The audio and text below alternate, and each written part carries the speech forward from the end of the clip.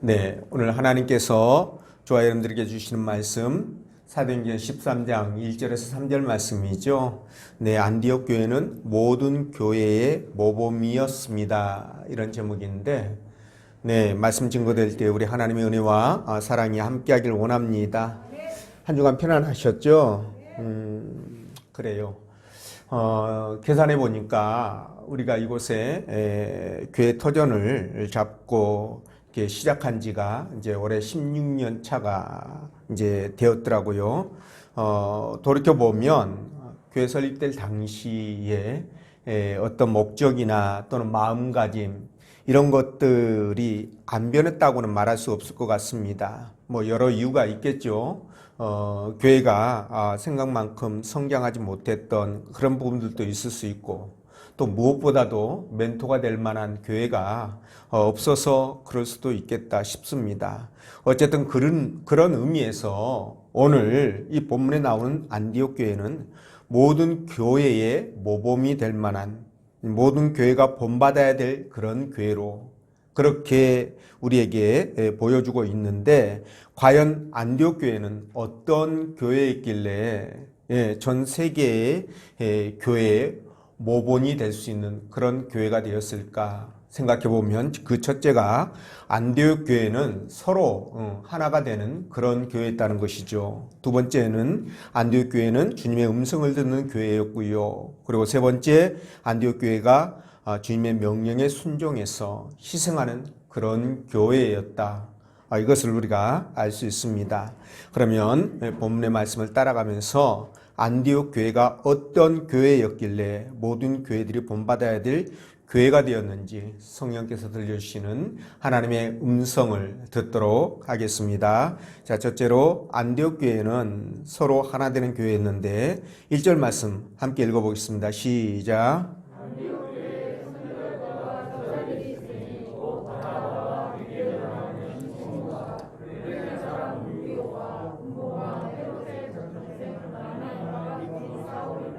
아멘. 자, 교회가 세워지고 시간이 흐르면 처음 설립 목적을 잊어버리고 교회가 어디로 가는지 정말 그 자체를 놓치는 경우가 굉장히 많습니다. 어떻게 하면 길을 잃어버리지 않을 수 있을까? 네, 그 해답이 바로 오늘 본문 속에 나오는 이 안디옥 교회에서 찾을 수가 있다라고 말씀을 드렸는데, 이 안디옥 교회는요, 예루살렘 교회에 비해서 규모가 굉장히 작죠. 그리고 굉장히 나중에 설립된, 그것도 이방 땅에 설립된 그런 교회였지만, 당시 1세기 세상을 바꾸는 데 있어서 큰 역할을 했던 교회는 바로 예루살렘 교회가 아니라 이 안디옥 교회였다라는 것입니다. 그리고 이 안디옥 교회는 바울이 세 차례에 걸쳐서 세계 선교 여행을 떠나서 복음을 마음껏 전할 수 있도록 모든 지원을 아끼지 않았던 그런 교회였죠. 자, 이렇게 안디옥 교회는 복음으로 세계를 바꾸는 데 있어서 결정적인 역할을 했던 아주 좋은 교회, 건강한 교회, 주님이 기뻐하는 그런 교회였는데, 여러분, 하나님께서 안디옥 교회를 이렇게 크게 사용하신 이유가 무엇일까라는 것을 생각해 보면 그 답이 이제 딱 나와 있죠. 자, 1절 말씀을 보면 이 안디옥 교회는요, 진짜 모든 식구들이 복음에 대한 열정으로, 정말 뜨거운 그 열정으로 은혜로 하나가 되어 있었다는 사실입니다. 그래서 1절 보면 안디옥 교회 지도자들이 나오잖아요. 그 명단들이 나오는데, 이걸 보면 안디옥 교회가 빈부귀천을 떠나서, 그죠? 남녀노소 빈부귀천 떠나서 말이죠, 진짜 모두가 이 신앙으로 예수 그리스도로 하나가 되어져서 함께 움직이는 그런 교회였다는 것이죠. 자, 우선 본붕왕 이 헤롯 왕의 젖동생 마나임이 나오지 않습니까? 근데 이 마나임은 분명 상당한 지위를 갖고 있었을 것으로 추정이 됩니다. 그러니까 이렇게 귀족급에 속하는 사람도, 평민도 함께 하는 교회가 바로 이 안디옥 교회였다는 거죠. 그리고 바나바가 어떤 사람입니까? 예루살렘 교회에서 그가 돈이 필요할 때 자기 밭을 팔아가지고 헌금했을 정도로 경제적으로 상당히 부유한 그런 사람으로 추정이 됐죠. 그래서 이런 부자나 또는 가난한 사람들이 함께했던 교회, 그 교회가 바로 안디옥 교회였었죠. 그리고 니게르 시몬이 나오지 않습니까? 그렇죠? 이 사람은 제가 여러분들에게도 말씀드렸던 것처럼 니게르는 흑인이란 뜻으로, 그렇죠? 흑인과 백인들, 유색인들이 함께 어울려서 인종을 초월해서 함께 어울려서 신앙생활을 해갔던 그런 아름다운 교회가 바로 안디옥 교회였다. 자, 라는 것입니다. 자, 근데 자, 이 인종적인 편견이나 그 편협함 이런 것들을 뛰어넘는 것이 사실 굉장히 어렵습니다. 민주주의가 가장 발달했다라고 그렇게 생각하는 미국도 말이죠. 이 그 인종 갈등 때문에 굉장히 문제가 많이 생기고 있지 않습니까? 그렇죠? 자, 그런데 이런 것들이요, 비단 거기뿐만이 아니라 우리나라도 벗어날 수가 없습니다. 먼저 뭐 전라도, 경상도 이렇게 나누어서 싸우는 이 지역 갈등 말이죠. 그리고 계층 간의 갈등도 굉장히 심화되고 있습니다. 더군다나 여기에다가 또 이념적인 갈등까지 더해져 가지고요, 그야말로 완전히 나라가 거덜날 그럴 판국에 이를 만큼 이 갈등이 얼마나 고조되어 있는지 몰라요. 이 정치인들이 그렇게 만들었습니다. 내 편이면 아무리 잘못해도 잘못이라고 하질 않아요. 그래서 무조건 감싸기 위해서 부인하고 조작하고 폭로자를 공격하고 그러다가 안 되면 법까지 바꿔버리잖아요. 이런 상황입니다. 그런데 이런 행위는 예수 믿는다고 하면 절대로 할 수 없는 일이죠. 왜냐하면 신앙을 갖고 있는 사람들은요, 아무리 내 편이라 하더라도 잘못된 것은 잘못됐다라고 그렇게 해야 됩니다. 또 아무리 상대편이라 할지라도 그런 것은, 잘한 것은 잘했다고 그래야 되는 것이고요. 이렇게 해야 되는데 그게 안 된다는 겁니다. 그게 안 된다는 거예요. 대선 전에 한 300명 정도 목회자들이 사용하는 단톡방이 있었는데 이 단톡방에도 말이죠, 이 이념 대립이, 이념적인 갈등들이 굉장히 좀 심각했어요. 그래서 결국은 그 사람들이 이 단톡방에서 탈퇴하면서 쫓겨나면서 상황들이 마무리가 되었는데요. 이런 일들이 교회에서까지 일어난다는 것은 말이 안 되는 거거든요.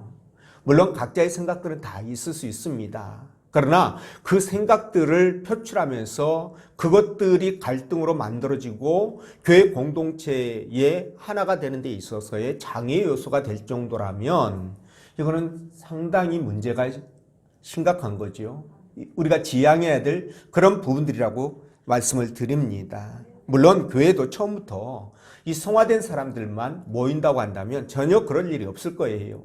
그렇지만 세상 마인드에 이렇게 찌들어 가지고 살던 사람들이 모이다 보니까 암만 해도 여러 부분에 있어서 갈등이 없을 수가 없습니다. 자, 이런 면에서는 초대교회, 그 은혜가 풍성했던 초대교회에서도 이건 뭐 피해갈 수가 없는 사항이었어요. 여러분이 잘 알고 있는 이 빌립보 교회 아시죠? 이 빌립보 교회 사도 바울이 너무나 사랑했고, 그리고 그 교회를 생각하면 너무 기뻐서 빌립보 성경의 주제가 기쁨이라고 얘기할 정도로 그렇게 훌륭했던 이 빌립보 교회에, 그래서 아시아까지 그들의 아름다운 신앙이 소문났던 그 교회에 여러분 누가 있었냐면 유오디아와 순두계라는 이 여자분들이 있었거든요. 근데 이 빌립보 교회가 만들어질 때요, 세워질 때 누디아라는 자주장사 있지 않습니까? 그분 중심으로 교회가 처음에 태동이 되죠. 그래서 그런지 모르지만 이 빌립보 교회에는 여자분들이 상당히 활발하게 활동했던, 중직으로 활동했던 그런 교회로 추정이 되거든요. 그래서 유오디아라든가 또 순두계 이런 분들도 그런 중직 정도로 여겨집니다. 그런데 이분들 둘 사이에 갈등이 굉장히 심각했던 것 같아요. 그래서 이 갈등이 나중에 사도 바울의 귀에까지 들게 되고, 그래서 사도 바울이 이들에 대해서 뭐라고 권면하냐면 편지를 써가지고요, 내가 유오디아를 권하고 순두계를 권하노니 주 안에서 같은 마음을 품어라, 이렇게 말씀하십니다.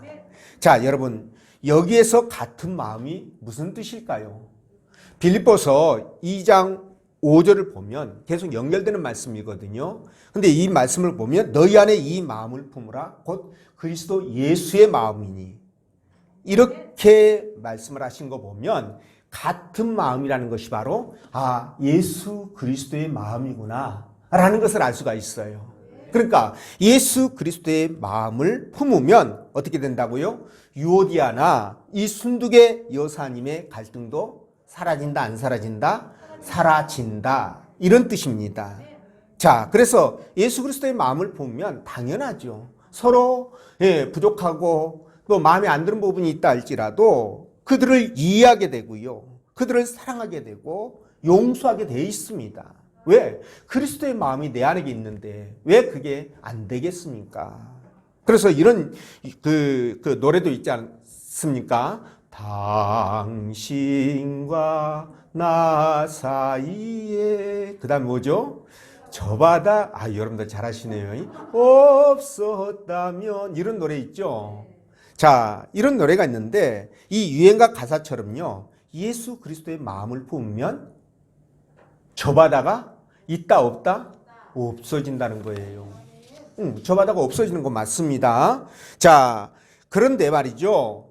이 하나님은 저와 여러분들을 너무나 사랑하셔가지고 그분의 하나밖에 없는 독생자 예수 그리스도를 어떻게 하셨어요? 십자가에 못 박아 죽였죠. 그러니까 이런 하나님이 정말 세상에 잘난 사람이나 못난 사람이나 많이 배우고 잘 배운 사람이나 못 배운 사람이나 가진 사람이나 못 가진 사람이나 전라도 사람이나 경상도 사람이나 동일하게 사랑하셨다고 한다면 우리는 어떻게 해야 됩니까? 그런 주님의 마음을 본받아서 사람들을 사랑할 수 있어야 된다는 거예요. 그들을 품는 마음의 그릇이 커져야 된다는 거예요. 그래야 교회가 이 안디옥 교회처럼 세상에 영향력을 미치는 교회, 그리고 세상을 바꾸는 교회가 되어질 수 있다는 것입니다. 이해가 되시죠? 그래서 우리 교회도 각자 사람들마다 생각이 다르고 가치관이 다를지라도 어떻게 해야 됩니까? 교회 공동체 안에서 양보하고 이해하고 사랑함으로 말미암아 하나가 돼야 되는 거예요. 그래야 같은 길을 갈 수가 있습니다. 그래야 주님께서 기뻐하시는 그 길을 우리가 걸어갈 수 있다는 거예요. 이해가 되시죠? 그래서 저와 여러분들은 그러한 길, 우리 하나 되어져서 그러한 길을 가기를 간절히 원합니다. 그리고 두 번째, 안디옥 교회는 주님의 음성을 듣는 교회였다고 말씀하시는데 2절 말씀 읽어볼까요? 시작.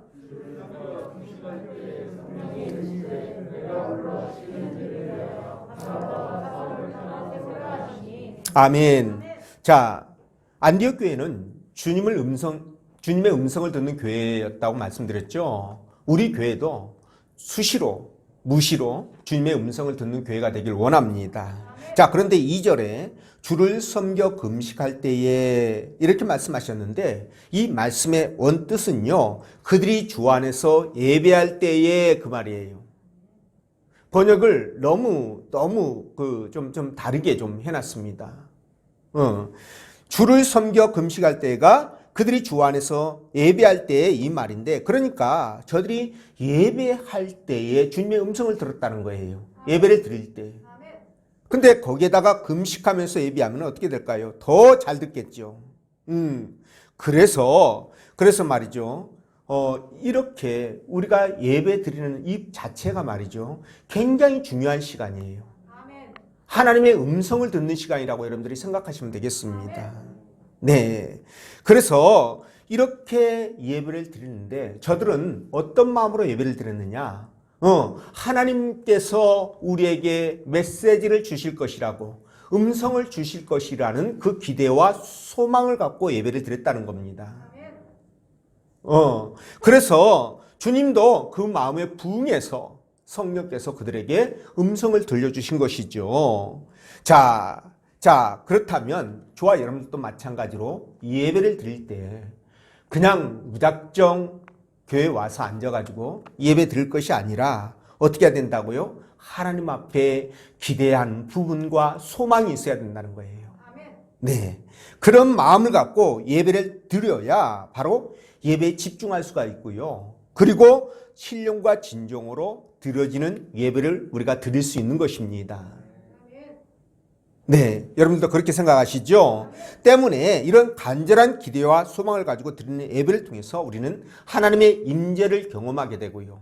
네, 하나님의 응답을 받고 또 축복을 받고 또 우리가 변화되고 또 어떻게 됩니까? 인생이 바뀌는 그런 삶을 살게 되는데 이런 사람들이 비일비재합니다. 하나님의 음성을 통해서 말이죠. 인생이 바뀌어요. 젊은 학생들이 수련회 때 여러분 정말 하나님의 음성을 듣고 그들의 진로가 바뀌는 경우가 너무너무 많지 않습니까? 주를 위해서 평생 내가 선교사라고 사역을 하겠다 뭐 그런다든가 그렇죠? 주의 종이 되겠다라든가 복음을 전하는 자가 되겠다라든가 뭐 이런 결단들을 많이 하게 됩니다. 자, 그래서 여러분 우리가 진짜 이렇게 예배가 귀중하고 소중한데 예배 드리는 것을 우리가 등한히 해서 진짜 이렇게 소홀하게 이루어진다면 이건 안 될 말이라는 겁니다. 예, 그렇게 해서는 안 됩니다. 여러분 우리가 관광지에 가면요 가끔씩 일본 사람들을 보는데 이 사람들은요 가이드가 그 관광지에 대해서 이렇게 설명을 하면 대부분 막 수첩에다 막 적는 사람들이 참 많아요. 열심히 역사 공부를 하는 것 이런 것을 보게 되는데 근데 우리나라 사람들은 어떻습니까? 우리는 어디 여행 가면 뭐 찍기밖에 바빠요? 사진 찍기 바쁘죠. 남는 건 사진밖에 없다고 그래가지고 그냥 왔노라 보았노라 찍었노라 그죠? 이런 경우가 굉장히 많습니다.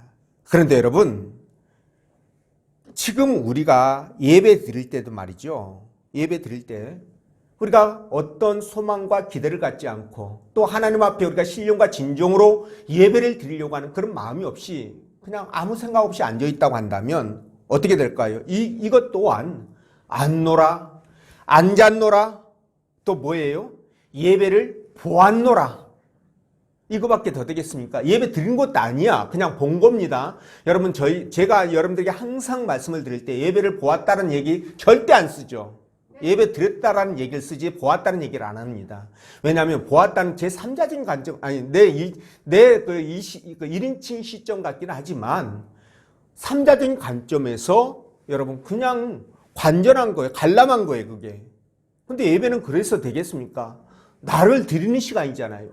그렇기 때문에 저는 예배를 드린다라는 그런 표현을 씁니다. 어쨌든 여러분 이 안디옥 교회는 정말 하나님께 응답을 받는 그런 교회였는데 그들이 이것을 통해서 진짜 많은 길들을 헤쳐나가게 되고 주의 많은 사역들을 감당하러 말미암아 지금까지도 이 안디옥 교회가 수많은 사람들의 입에 해자되는 아름다운 교회로 남아 있었던 것입니다. 자, 여러분 예배는요 다시 말씀드립니다. 무엇이냐? 하나님 앞에 나를 잡아다가 내가 나를 잡는 거예요. 잡아다가 하나님께 제물로 바치는 그 시간이에요. 뭐라고요? 예배가 바로 하나님 앞에 나를 잡아다가 제물로 바치는 시간이라니까요. 그러니까 나는 없는 겁니다. 누구만 있어요? 제물과 하나님만 있는 거예요. 그런 시간이거든요. 그래서 인류는요 탄생 이래로 영적인 존재이다 보니까 탄생 이래로 예배와 함께 하나님의 사람들은 예배와 함께 살아왔어요. 여러분 기억하십시오. 그래서 예배와 함께 살아왔는데 이토록 예배가 중요한 이유가 뭐냐? 바로 예배가 나의 운명과 공동체의 뭡니까? 흥망성쇠를 결정하기 때문에 그렇습니다. 뭐라고요? 나의 운명과 공동체의 흥망성쇠를 예배가 결정한다는 사실이에요. 얼마나 중요한지 모릅니다, 여러분. 제가 예를 들어 볼까요? 가인이 버림받은 것은 무슨 이유입니까? 그가 예배에 실패했기 때문이에요. 또 사울왕이 버림받은 것은 뭡니까? 잘못된 예배 때문이었습니다. 예배는 드리긴 드리는데 완전히 지 마음대로 나를 잡아 하나님 앞에 제물로 드리는 것이 아니라 내가 살아서 하나님 앞에 드리는 잘못된 그 예배 때문이었다는 겁니다.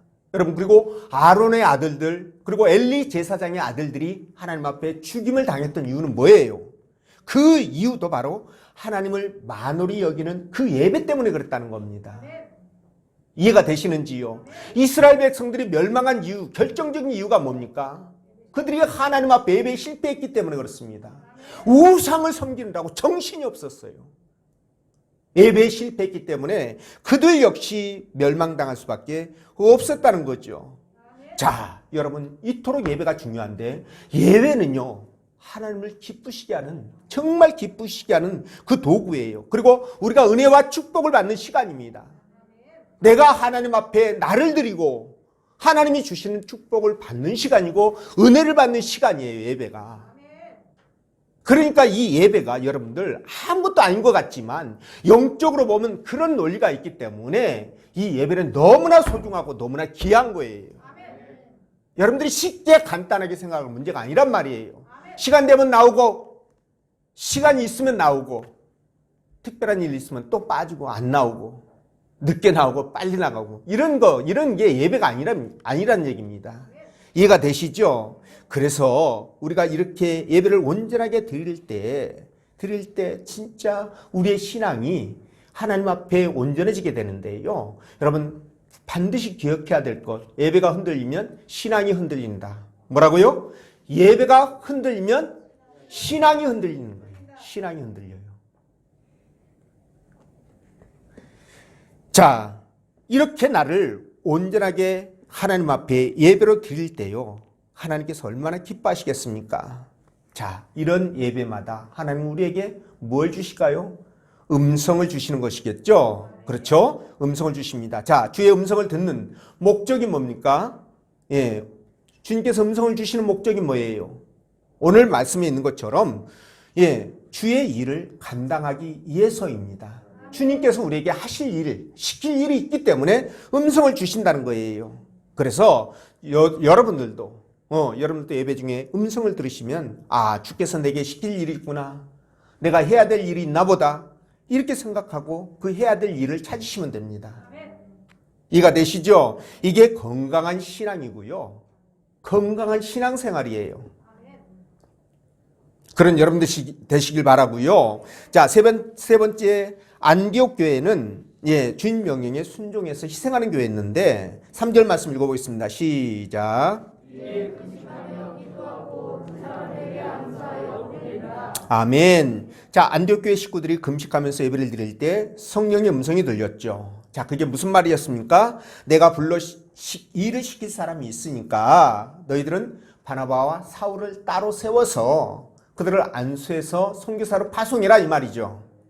자, 이 말씀을 하시려고 주님께서 그들에게 감동을 주셨고 예배를 통해서 음성을 들려주신 것입니다. 자, 이렇게 해서 시작된 것이 사도 바울의 제1차 선교 여행이었었어요. 여러분 아마 아실 것입니다.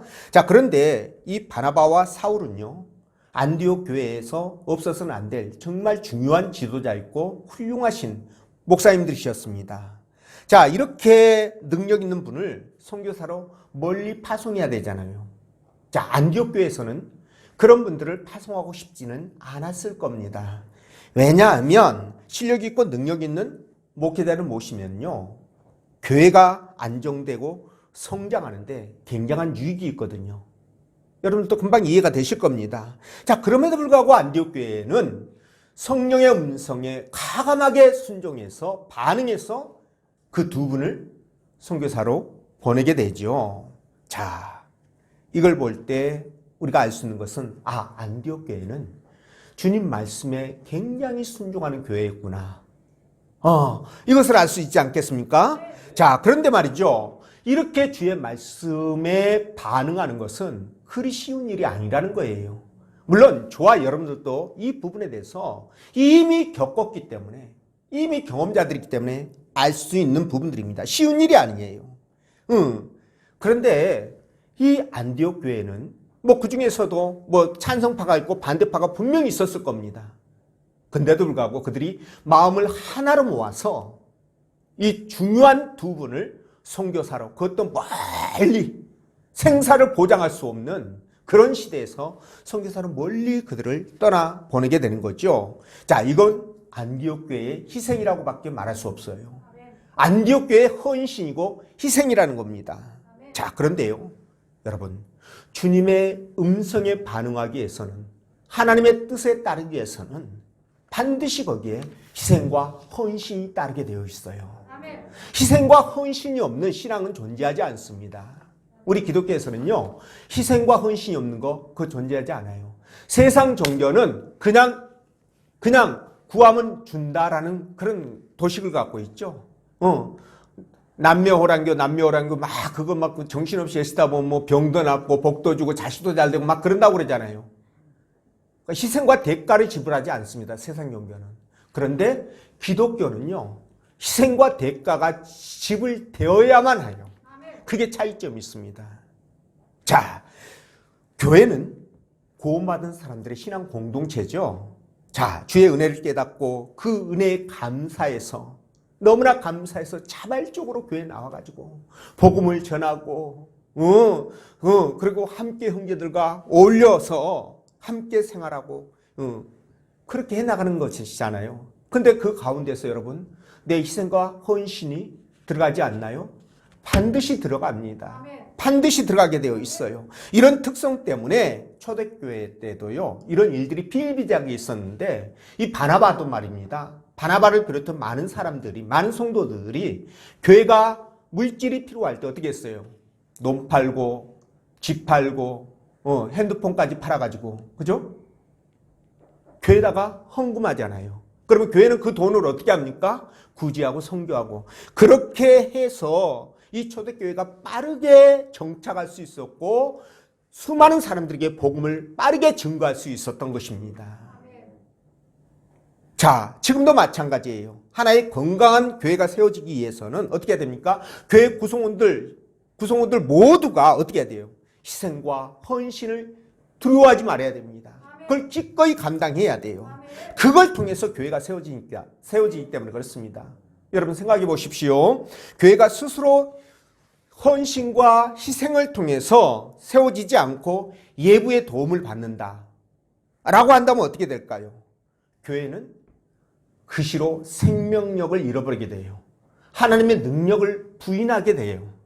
또 주의 백성들이 하나님 앞에 충성하고 헌신하는 것을 통해서 그들이 복을 받고 영생을 누려야 되는데 그것들이 차단되게 돼요. 그래서 안 되는 겁니다.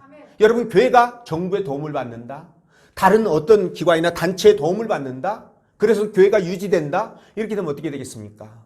교회는 그들의 종이 될 수밖에 없잖아요. 어떻게 복음을 전할 수 있고 어떻게 생명력이 거기에 자라날 수가 있겠습니까? 그래서 안 되는 거예요, 교회는요. 그래서 교회 식구들이 힘써서 애써서 주님 말씀을 붙들고 희생하고 헌신함으로 말미암아 교회를 세워가고 공동체를 꾸려가는 것입니다.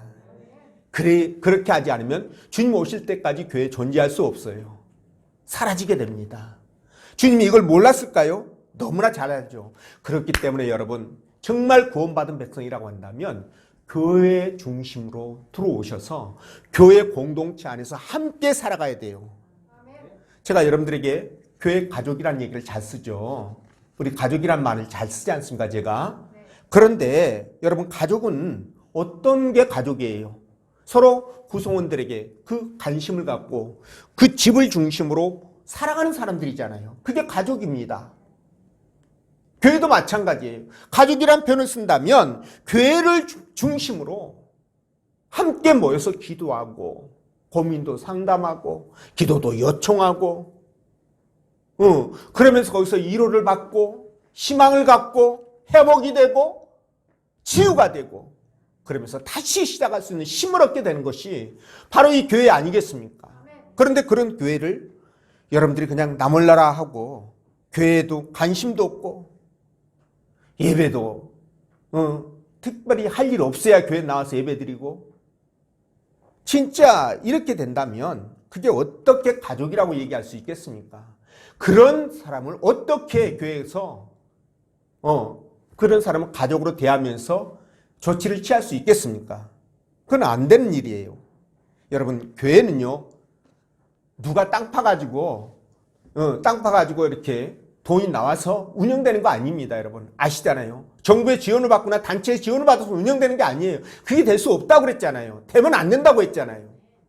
그러면 구성원들이 희생과 헌신을 통해서 이루어지는 것인데, 여러분, 구성원들이 교회에 대해서 나몰라라 해버린다면 그럼 교회는 어떻게 해야 됩니까? 문 닫아야죠. 그렇게 되는 겁니다, 여러분. 그렇기 때문에 여러분, 우리가 정말 적극적으로 희생과 헌신을 통해서 교회를 세워가야 된다라는 부분을 말씀을 드리는 것입니다. 자, 여기서 한 가지. 여러분, 당시 안디옥 교회에 주님께서 음성으로 그들에게 말씀하셨는데, 자, 이 음성이 어떤 음성이었을까? 물론 사도 바울이 다메섹으로 갈 때 길에서 주님의 음성을 듣고 주님의 환상을 보았던 그런 음성일 수도 있을 거예요. 말씀으로 직접 하셨던 음성일 수도 있습니다. 그러나 제가 생각할 때는요, 이미 성령께서 우리 안에 내주하고 계시잖아요. 내주하고 계십니다. 우리 안에 성령이 계셔요. 그래서 하나님께서 우리에게 말씀을 하실 때는 성령을 통해서 우리의 울림으로, 우리 마음속의 울림으로 말씀을 하시는 거예요. 그래서 그들이 예배할 때 하나님의 음성을 들었다는 것은, 예배할 때 어떻게 예배드립니까? 말씀 전하겠죠. 지금처럼 말씀 전하는 건 빠지지 않았으니까요. 그러면 그 말씀을 통해서 우리 마음 가운데 성령이 역사하시는 거죠. 우리 말씀을 말씀이 내 마음을 움직이는 거예요. 하나님께서 오늘 말씀을 통해서 나한테 이런 은혜를 주셨구나. 그 말씀을 붙들고 그 말씀을 따라서 순종하면서 살아가는 거예요. 이게 음성입니다, 여러분. 무슨 귓가에다가 무슨 바울아, 만태가 이렇게 하는 게 아니에요. 너 가서 밥 먹고 힘내서, 이런 게 아닙니다, 여러분. 내 마음속에 울림. 그래서 설교를 통해서, 또 내가 말씀을 읽을 때, 성경 말씀을 읽을 때, 또 하나님 앞에 예배하면서 찬양할 때, 기도할 때, 하나님 강하게 내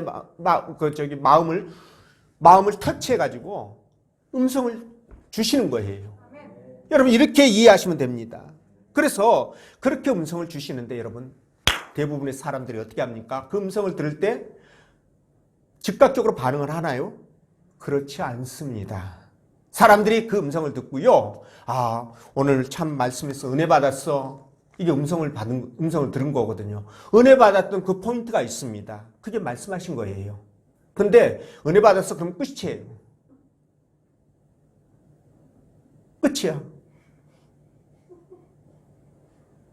은혜 받았으면, 하나님이 내 마음에 울림이 왔으면 따라서 순종해야죠. 그게 없으면 어떻게 됩니까? 그냥 아무것도 아니에요.